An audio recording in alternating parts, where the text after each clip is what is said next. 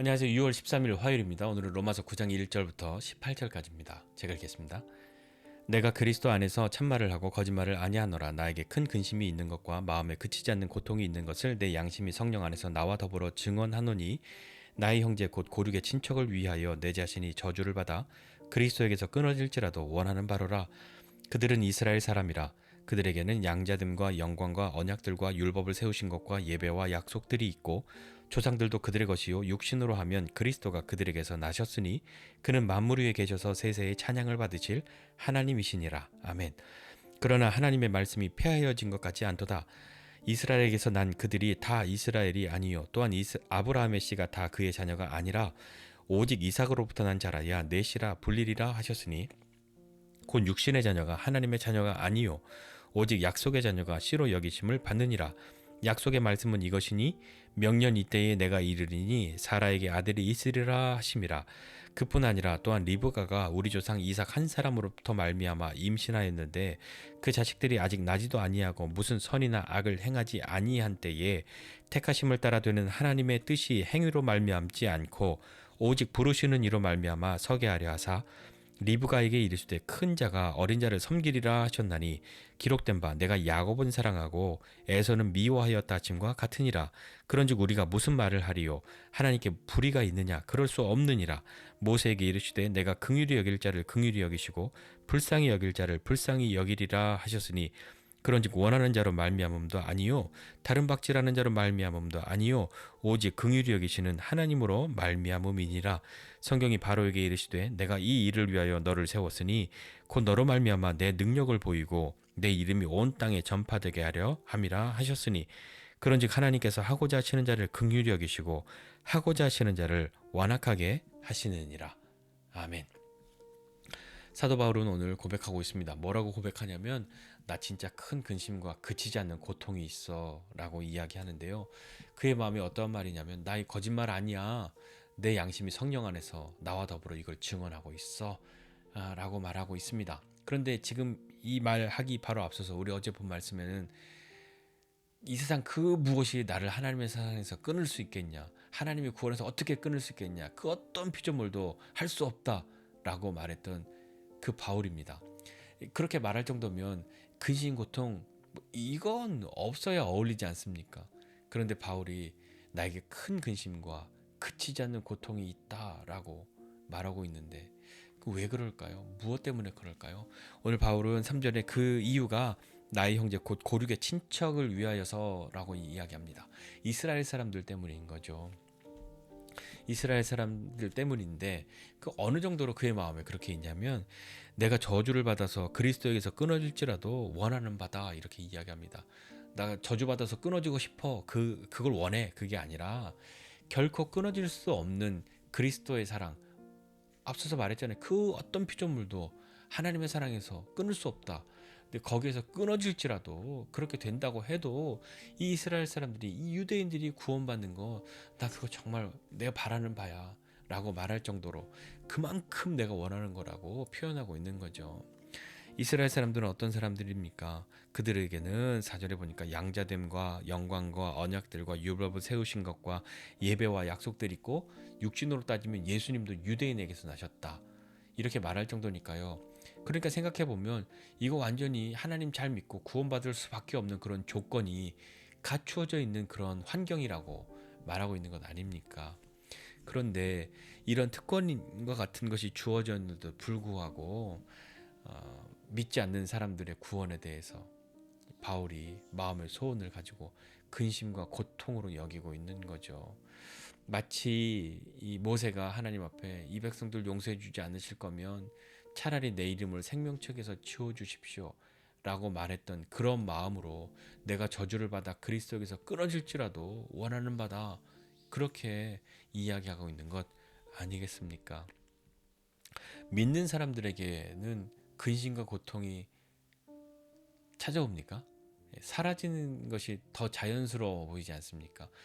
근심과 고통이 와도 잘 이길 수 있는 믿음과 용기로 서는 것이 믿는 사람들에게 기대가 되는 그런 모습 아닙니까? 그런데 믿는 사람들에게도요, 큰 근심, 그치지 않는 고통 이런 것이 있죠. 내 뜻대로 잘 안 돼. 내가 이런 거 되고 싶은데, 더 높은 거 하고 싶은데, 더 유명해지고 싶은데, 더 부자가 되고 싶은데 잘 안 돼. 그런 것만이 고통과 근심으로 있어서야 되겠습니까? 어쩌면 우리에게 있어야 할 근심과 고통이 있는데, 그것은 오늘 바울이 말하고 있는 것처럼 믿지 않는 사람들의 구원에 대한 그런 부분들이지 않겠습니까? 특별히 바울이 자신의 동족들, 자신의 고륙 친척을 위하여 라고 그렇게 말했던 것처럼 예수 믿는 나, 그리고 나의 친척들, 가족들, 내가 사랑하는 사람들은 지금 어떠합니까? 그들의 구원의 문제가 우리들에게 큰 근심과 그치지 않는 고통으로 있어야 하는 것이 당연한 것 아니겠습니까? 우리도 예수 믿고 구원의 은혜를 경험했을 때에 기쁘고 감사하고 그런 가운데에 우리에게 찾아온 근심과 고통이 있지 않았습니까? 그러면 우리 가족은, 그러면 우리 친척들은, 그러면 내가 사랑하는 누구는, 그것이 그의 영혼의 구원이 갑자기 눈에 띄게 된 것 아니었겠습니까? 여러분은 어떠셨습니까? 그런 경험들이 있으십니까? 그때 어떻게 하셨습니까? 그래서 기도하셨습니까? 전도하셨습니까? 아니면 마음은 있었지만 기도만 하셨습니까? 어떤 시도도 잘 못 해보셨습니까? 그래서 지금은 어떻게 되어 있습니까? 그가 구원을 받았습니까? 구원받은 하나님의 백성이 되었습니까? 아니면 여전히 그 상태로 남아 있습니까? 그것을 보는 내 마음은 여전히 그때의 마음과 같습니까? 어떠십니까? 오늘 이 바울이 말하고 있는 것처럼 유대인들이 예수를 믿을 수 있는 하나님의 자녀가 되는, 구원받을 수 있는 좋은 환경적인 그런 요소들이 갖추어져 있는 것처럼 보인다라는 것을 생각할 때 우리도 좀 그렇지 않습니까? 우리에게 그런 사람들이 있죠. 소위 말해서 예수 믿는 가정, 잘 믿는 가정, 뭐 모태신앙으로 태어난 사람들, 훨씬 예수 믿기 좋아 보이는 그런 상황과 환경이지 않습니까? 그런다고 해서 물론 그들이 다 예수님을 잘 믿는 사람이 되지는 않죠. 안타깝지만 그런 일들을 우리가 보고 있지 않습니까? 그러나 그렇다고 하여도 마침내 그가 예수님 앞으로, 하나님 앞으로 돌아오는 때도 보고 있지 않습니까? 저와 여러분들에게 그것이 어떤 의미가 있고 어떤 삶을 살아가야 하는지에 대해서 다시 한번 마음의 도전과 격려를 주는 그런 사건으로 있는 것이 혹시 없으십니까? 예, 뭐 저는 어렸을 때 이런 거 있었어요. 제 친구들 중에 부러운 친구들이 있었는데 어떤 친구가 부러웠냐면 제가 은혜를 경험하고 하나님의 사랑을 경험하고 구원의 은혜 가운데로 나아가니까 모태신앙인 친구들이 너무 부러운 거죠. 나는 우리 집에서 나만 예수 믿고 제일 먼저 예수 믿어서 이렇게 되었는데, 야, 일찍부터 태어나면서 예수 믿는, 그럼 얼마나 좋을까. 그런데 그 친구들의 말은 또 딱히 그렇지 않습니다. 지금은 충분히 공감이 되고 이해가 되죠. 그런 것이 참 부럽게 여겨질 만큼 그 은혜가 감사했고, 그렇기 때문에 내가 사랑하는 사람들의 구원에 대해서도 아픔과 고통으로 끊어지지 않는 그런 근심으로, 고통으로 다가오게 되었던 거죠. 또 생각해 보면 그렇게 일생을 예수님을 잘 믿고 살아가는 것이 아니라 뭐 어느 순간인가 낙심하거나 미끄러졌다가도 또 어떤 계기가 없어서 그냥 그렇게 예수 믿지 않는 사람처럼 삶을 살아가다가도 인생의 마지막 때가 되어서라도 하나님 앞으로 돌아오는 사람들도 많이 보지 않습니까? 그런데 그런 분들 보면요, 약간 특징적인 것들이 좀 있습니다. 저 예전에 저 어렸을 때 우리 교회 목사님이 말씀해 주셨는데 저도 그런 것들 많이 지금도 경험하고 있는데요. 야, 있잖아. 임종 직전에라도 예수님을 영접하고 다시 돌아오는 사람들, 그런 사람들에겐 특징이 있어 하고 말씀하시면서 첫 번째 경우는 어려서 교회를 다녔던, 어려서 예수님을 믿은 경험이 있는 사람들, 어려서 복음의 씨앗이 심겨졌던 사람들, 그런 사람들은 임종 직전에라도 돌아올 수 있는, 그런 돌아오는 분들이 많다 하는 것과, 또 한 사람의 경우는 그의 구원을 위해서 여전히 기도하고 있는 사람이 있을 때 그런 분들은 임종 직전에라도 예수님을 영접하는, 다시 돌아오는 그런 시간들을 경험하더라 하는 말씀을 해주셨는데 참 맞는 것 같습니다. 지금 우리가 당장에 예수님을 믿지 않는 사람들 때문에 오는 그런 고통과 근심, 그런 것으로 기도하고 여러 가지 수고하고 애쓰고 있지만 때로 열매가 맺히지 않는 것 같다 하여도 포기하지 않아야 합니다. 왜냐하면 하나님이 그의 영혼을 붙드실 것이고 그가 구원받는 것을 기뻐하시기 때문이죠. 하나님은 모든 사람들이 진리를 알고 구원에 이르기를 기뻐하시는 분 아닙니까? 하나님이 몇 사람을 위해서만 예수님을 보내주신 것 아니지 않습니까? 하나님이 뭐 특정한 몇 명을 유대인들만을 위해서 예수님이 십자가에 죽도록 그냥 그렇게 해주신 것이 아니지 않습니까? 하나님이 온 세계의 모든 사람들, 하나님 창조하신 모든 사람들이 하나님 그 구원의 자리로 나오는 것을 기뻐하시는 하나님이신 줄을 믿고 그렇게 나아가야 하지 않겠습니까? 모세와 같이 순종할 수도 있고 바로와 같이 불순종할 수도 있습니다. 하나님은 그들 모두를 사용하시는 거죠.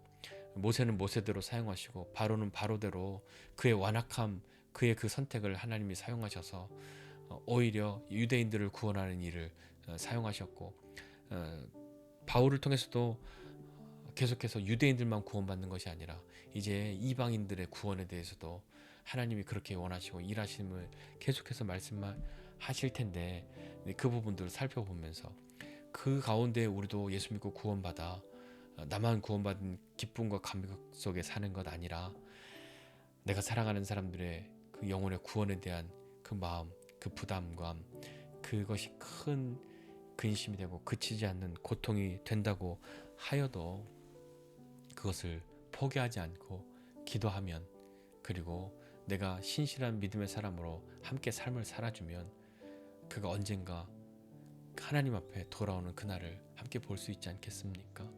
그의 영혼을 하나님이 포기하지 않으실 것이라는 것을 기대하고 그렇게 믿음으로 나아가는 우리가 되어야 할 겁니다. 특별히 우리 지체들 중에서도 가족의 구원을 위해서 기도하시는 분들 계십니다. 한 마음으로 또 어떤 계기가 있고 어떤 때가 될 때마다 또 기도에 부탁을 하시면서 같이 또 우리가 기도하면 하나님이 하시는 일 분명히 우리의 때에 볼 수 있지 않을까요? 그 믿음 가지고 하나님께서 나를 구원하신 것처럼 그들도 구원하여 주시는 하나님이시라는 것을 믿고 우리의 큰 근심과 그치지 않는 고통, 그것 주심을 감사하면서 그것이 그냥 우리에게 포기되어지는 피하고 싶은 그런 것으로 남는 것이 아니라 그것으로 하나님 앞에 더욱 나아갈 수 있게 되는 저와 여러분 모두가 되시기를 주님의 이름으로 부탁드립니다. 기도하겠습니다. 하나님 아버지, 은혜와 사랑을 감사드립니다. 하나님, 나를 구원하여 주신 그 하나님의 은혜와 사랑을 감사드리고, 하나님 나를 구원하신 것처럼 우리가 사랑하는 사람들을 또 하나님께서 구원하여 주실 것을 기대하고, 특별히 사랑하는 가족과 친척과 또 친구들과 사랑하는 사람들을 위하여 그들의 영혼의 구원을 위하여 기도하는 우리 모든 지체들의 기도 가운데에 하나님 은혜를 더하여 주시고 함께하여 주셔서 하나님 그들을 긍휼히 여기시는 하나님이시라는 것을, 불쌍히 여기시는 하나님이시라는 것을, 구원하시는 하나님이시라는 것을 경험하게 되는 우리의 삶 되게 하여 주옵소서.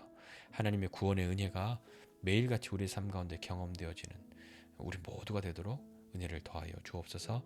감사드리고 예수님의 이름으로 기도드립니다. 아멘.